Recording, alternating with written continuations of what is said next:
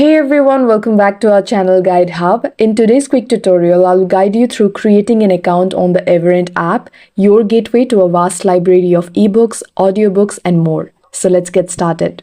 First, download and install your Everand app.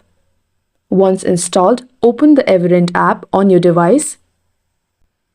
If you already have an account, then simply sign in with your credentials. But for this video, we are trying to sign up, so tap on Create an Account.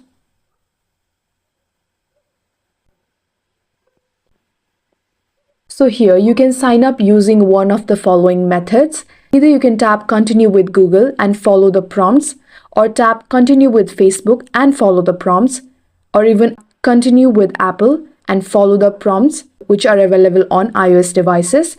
If you're trying to sign up with your email, then enter your name, email address, and create a password. So for this video, we are trying to sign up using our email. So enter your email address. I'll go with this one and a strong password. And tap on the box that says I'm not a robot. Okay, let me solve this captcha real quick. Tap Verify. And then tap on Continue.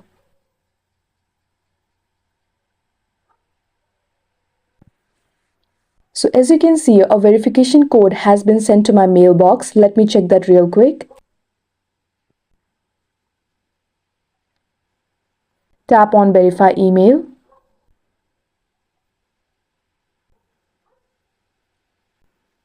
Creating an account on Everand also gives you access to Scribd and SlideShare, as they all share same login credentials. And yes, that's it. You have successfully created your Everand account and now have access to a world of reading and listening. If you found this tutorial helpful, please give it a thumbs up, subscribe for more how-to guides, and let me know in the comments what you would like to learn next.